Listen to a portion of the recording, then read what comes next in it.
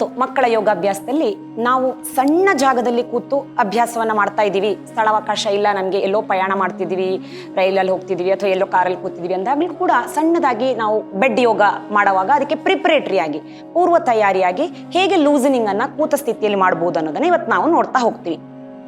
Simple ಆಗಿ ಕೂತ ಜಾಗದಲ್ಲೇ ಕಾಲುಗಳನ್ನ ದಂಡಾಸನ ಸ್ಥಿತಿಗೆ ಚಾಚ್ಕೊಳ್ತೀವಿ ಮುಂದಕ್ಕೆ. ಕಾಲಿನ ಅಭ್ಯಾಸ, ಅದರಲ್ಲೂ ಮುಖ್ಯವಾಗಿ ಸಣ್ಣ ಸಣ್ಣ ಜಾಯಿಂಟ್ಗಳನ್ನ ನಾವು ಗಮನ ಹರಿಸ್ಕೊಂಡು ಅಭ್ಯಾಸ ತಗೊಳ್ತೀವಿ. ಇವತ್ತು ಕಾಲ ಬೆರಳಿಗೆ ದಂಡಾಸನ ಸ್ಥಿತಿಯಲ್ಲಿ ಕೂತ್ಕೋತೀವಿ. ಎರಡು ಹಸ್ತವನ್ನ ಪೃಷ್ಠದ ಅಕ್ಕಪಕ್ಕ ಊರ್ಕೊಳ್ತೀವಿ, ಬೆನ್ನಿನ ಆಧಾರಕ್ಕೋಸ್ಕರ ಅಷ್ಟೇ. ಮೊಣಕೈ ಮಡಚಿದ್ರು ಅಡ್ಡಿ ಇಲ್ಲ. ಇಲ್ಲಿ ಕಾಲಿನ ಬೆರಳಿನ ಭಾಗವನ್ನ ಮುಂದಕ್ಕೆ ಮಡಚ್ಕೊಳ್ತೀವಿ, ಬಾಗಿಸ್ಕೊಳ್ತಾ ಇದ್ದೀನಿ ಗಂಟಿನಿಂದ. ಟೈಟ್ ಮಾಡ್ತೀನಿ, ಶ್ವಾಸವನ್ನ ತಗೊಳ್ತಾ. Inhale tightening, exhale loosen. Inhale, exhale, breathe in, breathe out. ಹಾಗೆ ಪಾದವನ್ನ ಮುಂದಕ್ಕೆ ಸ್ಟ್ರೆಚ್ ಮಾಡ್ತಾ ಇದ್ದೀವಿ, ಕಾಲ ಬೆರಳನ್ನ ಮುಂದಕ್ಕೆ ಚಾಚ್ಕೊಳ್ತಾ ಇದ್ದೀವಿ. ಇನ್ಹೇಲ್, ಎಕ್ಸೇಲ್, ವಾಪಸ್ ಒಳಕ್ಕೆ. ಮತ್ತೆ ಪುನಃ ಏಕಂ ದ್ವೇ, ಏಕಂ ದ್ವೇ, ಏಕಂ ದ್ವೇ. ಈಗ ಹಾಗೆ ಅಭ್ಯಾಸ ಮುಂದುವರಿಸ್ತೀವಿ. ವೃತ್ತಾಕಾರವಾಗಿ ಪಾದವನ್ನ ಒಟ್ಟೊಟ್ಟಿಗೆ ಸುತ್ತಿಸ್ತಾ ಬರ್ತಾ ಇದೀವಿ. ಉಸಿರಾಟದೊಂದಿಗೆ ಸೂಕ್ಷ್ಮ ವ್ಯಾಯಾಮಗಳನ್ನ ಯಾವಾಗ್ಲೂ ಕಣ್ಣು ಮುಚ್ಚಿ ಆರಾಮಾಗಿ ನಾವು ಅಭ್ಯಾಸ ಕೊಡ್ತಾ ಇರುವ ಶರೀರದ ಭಾಗದ ಮೇಲೆ ಗಮನ ಕೇಂದ್ರೀಕರಿಸ್ತಾ ಮಾಡ್ಬೇಕು. ಹಾಗೆ ಪಾದವನ್ನ ವಿರುದ್ಧ ವೃತ್ತಾಕಾರವಾಗಿ ಸುತ್ತಿಸ್ತಾ ಬರೋಣ. ಉಸಿರಾಟದೊಂದಿಗೆ ಶ್ವಾಸೋಚ್ಛ್ವಾಸ ದೀರ್ಘ ನಿಧಾನ ಆಳಕ್ಕೆ ನಡೀತಾ ಹೋಗ್ಲಿ. ಶರೀರ ಸಡಿಲವಾಗಿರ್ಲಿ, ರಿಲ್ಯಾಕ್ಸ್. ಈಗ ಹಾಗೆ ನಾವು ಅಭ್ಯಾಸ ಕಾಲುಗಳ ಮಧ್ಯೆ ಸಣ್ಣ ಅಂತರವನ್ನ ತಗೊಳ್ತೀವಿ. ಅಂತರವನ್ನ ತಗೊಂಡು ಕಾಲುಗಳನ್ನ ಬಲ ದಿಕ್ಕಿಗೆ ಬಾಗಿಸ್ತಾ ಬರೋಣ. ಬಾಗಿಸ್ಬೇಕಾದ್ರೆ ಮಂಡಿಯ ತಳಭಾಗ ನೆಲದಿಂದ ಬಿಟ್ಕೊಳ್ಳುತ್ತೆ, ಬಿಡದೇ ಇರುವಂಗ ಆದಷ್ಟು ಗಮನಿಸ್ತಾ ಮಾಡ್ತಾ ಬರೋಣ. ಹೆಬ್ಬೆರಳಿನ ತುದಿ ನೆಲಕ್ಕಿಡಕ್ಕಾದ್ರೆ ಉತ್ತಮ. ವಾಪಸ್ ಹಾಗೆ ಇನ್ನೊಂದು ಕಡೆಗೆ. ಏಕಂ ದ್ವೇ, ಏಕಂ. ಸಂಪೂರ್ಣ ಕಾಲಿನ ಮಾಂಸಖಂಡಗಳು ತಿರುಚುವಿಕೆಯನ್ನ ತಗೊಳ್ತಾ ಇರುತ್ತೆ. ದ್ವೇ. ಹಾಗೆ ಈಗ ಕಾಲನ್ನ ಒಳಮುಖವಾಗಿ ಬಾಗಿಸೋ ಪ್ರಯತ್ನ. ಇಲ್ಲೂ ಅಷ್ಟೇ, ಎರಡು ಹೆಬ್ಬೆರಳುಗಳು ನೆಲಕ್ಕೆ ಸ್ಪರ್ಶ ಆದ್ರೆ ಉತ್ತಮ. ಏಕಂ, ಮಂಡಿ ತಳ ನೆಲದಿಂದ ಎದ್ದೇಳಬಾರ್ದು, base of the knee floor ಅಲ್ಲೇ ಇದೆ. ವಾಪಸ್ ದ್ವೇ, ಹೊರಕ್ಕೆ. ಏಕಂ ಒಳಮುಖ, ದ್ವೇ ಹೊರಕ್ಕೆ. ಏಕಂ ದ್ವೇ, ಏಕಂ ದ್ವೇ. ಸಾ. ಪಾದದ ವ್ಯಾಯಾಮವನ್ನ ಮುಗಿಸ್ಕೊಂಡ್ವಿ ನಾವು, ಕಾಲಿನ ಜಾಯಿಂಟ್ ನ ಪೋರ್ಷನ್. ಈಗ ನೆಕ್ಸ್ಟ್ ಕೂತಲ್ಲೇ ಮಂಡಿಗೊಂದು ಸಣ್ಣ ವ್ಯಾಯಾಮವನ್ನ ಕೊಡ್ತಾ ಬರ್ತೀವಿ. ಕಾಲನ್ನ ಮಂಡಿಯಿಂದ ಮಡಚ್ಕೊಂಡು ಪಾದವನ್ನ ಊರ್ಕೊಳ್ತಾ ಇದ್ದೀನಿ. ಮಡಚಿರೋ ಮಂಡಿ ಎದೆಗವಚಿ ನಿಂತ್ಕೊಂಡಿದೆ, ಹಾಗಾಗಿ ಇಲ್ಲಿ ರೇಚಕ, ಉಸಿರನ್ನ ಹೊರ ಬಿಡ್ತಾ ಇದ್ದೀನಿ. ಮತ್ತೆ ಶ್ವಾಸ ತಗೊಳ್ತಾ ಮುಂದಕ್ಕೆ.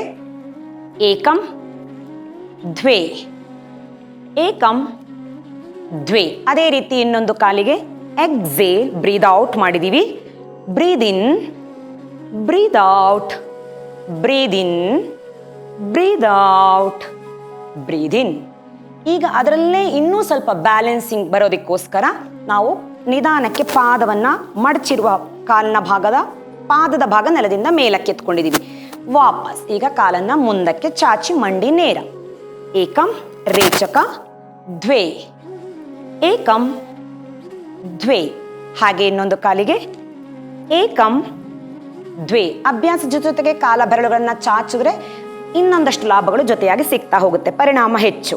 ಏಕಂ ದ್ವೇ, ಏಕಂ. ಕಾಲ ಬೆರಳನ್ನ ಕೆಳಕ್ಕೆ ಬಾಗಿಸ್ತಾ ಇದ್ದೀನಿ.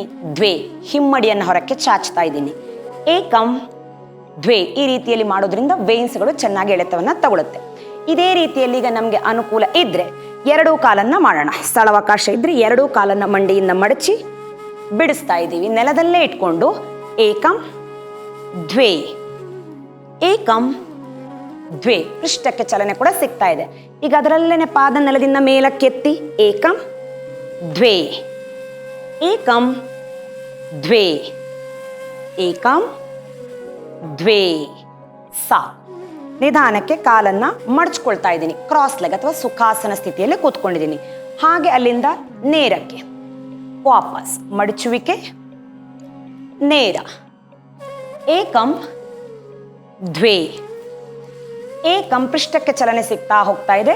ದ್ವೇ, ಏಕಂ. ಹಾಗೆ ಸುಖಾಸನ ಸ್ಥಿತಿಯಲ್ಲಿ ಕಾಲುಗಳನ್ನು ಮಡಚಿ ನಿಲ್ಲಿಸ್ಕೊಳ್ಳೋಣ. ಈಗ ಹಾಗೆ ಇನ್ನೂ ಸಣ್ಣ ಸಣ್ಣ ಜಾಯಿಂಟ್ಗಳು ನಮ್ಮ ಶರೀರದಲ್ಲಿ ಉಳಿದಿದೆ, ಶರೀರದ ಮೇಲ್ಭಾಗದಲ್ಲಿ ಇದೆ. ಕೈಯ ಬೆರಳಿನ ಭಾಗಕ್ಕೆ ಕೈಯ ಬೆರಳಿನ ಭಾಗಕ್ಕೆ ಹಸ್ತದ ಭಾಗಕ್ಕೆ ಒಂದಷ್ಟು ಛಲಗಳನ್ನ ಕೊಡ್ತಾ ಬರೋಣ. ಕೂತ ಸ್ಥಿತಿಯಲ್ಲೇನೆ ನಾವು ಮಾಡುವಂಥದ್ದು. ಕೈಯ ಬೆರಳುಗಳಲ್ಲಿ ಬೇಕಾದಷ್ಟು ಜಾಯಿಂಟ್ಗಳಿದೆ. ಆ ಎಲ್ಲ ಸಂಧಿಗಳಿಗೆ ಮೂಮೆಂಟ್ ಅನ್ನ ಕೊಡ್ತೀವಿ. ನಮಗೆ ಬರಹಕ್ಕೆಲ್ಲ ಬಹಳ ಅವಶ್ಯಕವಾಗಿರುತ್ತೆ, ಕೈ ನಡುಕ ಬರುವಂಥದ್ದು ಅಂತ ಸಮಸ್ಯೆಗಳಿಗೆಲ್ಲ ಈ ಮೂಮೆಂಟ್ ಬಹಳ ಸಹಾಯಕ್ಕೆ ಬರುತ್ತೆ ನಮಗೆ. ಕೈಯ ಬೆರಳುಗಳನ್ನ ಗಂಟಿನಿಂದ ಮಡಚ್ಕೊಳ್ತಾ ಇದೀವಿ. ಅಲ್ಲೇ ಒಳಕ್ಕೆ ಮುಷ್ಟಿ ಮಾಡೋದೇನು ಬೇಡ, ಅಲ್ಲೇ ಬಾಗಿಸಿ ನಿಲ್ಲಿಸ್ಕೊಂಡಿದೀವಿ. ಇನ್ಹೇಲ್ ಮಾಡ್ತಾ ಉಸಿರು ತಗೊಳ್ತಾ ಟೈಟ್, ರಿಲ್ಯಾಕ್ಸ್, ಬ್ರೀದ್ ಇನ್, ಟೈಟ್, ಬ್ರೀದ್ ಇನ್, ಟೈಟ್. ಈಗ ಹಾಗೆ ಹೆಬ್ಬೆರಳನ್ನ ಒಳಕ್ಕೆ ತಗೊಂಡು ಮುಷ್ಟಿ ಮಾಡಿಕೊಂಡು ಟೈಟ್, ರಿಲೀಸ್, ಟೈಟ್. ಇದು ಕರದ ಹಿಂಭಾಗಕ್ಕೆ, ರಿಲೀಸ್, ಟೈಟ್, ರಿಲೀಸ್. ಈಗ ಮೊಣಕೈ ನೇರ ಇಟ್ಕೊಂಡು ಹಸ್ತ ಮೇಲಕ್ಕೆ ಕೆಳಕ್ಕೆ, ಏಕಂ ದ್ವೇ, ಏಕಂ ದ್ವೇ. ಗಂಟಿನಿಂದ ಮಾತ್ರ, ವೃಷ್ಟಿನಿಂದ. ಹಾಗೆ ಬಲ ಎಡ, ಬೆರಳುಗಳು ಒಟ್ಟಾಗಿದೆ, ಬಲ ಎಡ, ಬಲ ಎಡ. ಈಗ ಕೈಯನ್ನು ಮತ್ತೊಮ್ಮೆ ಮುಷ್ಟಿ ತಗೊಂಡು ವೃತ್ತಾಕಾರವಾಗಿ ಸುತ್ತಿಸ್ತೀವಿ. ವ್ರಿಸ್ಟ್ ರೊಟೇಷನ್ ತಗೊಳ್ತಾ ಬರೋಣ. ವಿರುದ್ಧವಾಗಿ. ಇಲ್ಲಿಗೆ ನಾವು ಶರೀರದ ಸಣ್ಣ ಪುಟ್ಟ ಭಾಗಗಳಿಗೆ ವ್ಯಾಯಾಮವನ್ನು ಕೂತ ಸ್ಥಿತಿಯಲ್ಲೇ ಹೇಗೆ ತಗೋಬಹುದು ಅನ್ನೋದನ್ನ ಇವತ್ತಿನ ಸಂಚಿಕೆಯಲ್ಲಿ ನಾವು ನೋಡಿದ್ವಿ.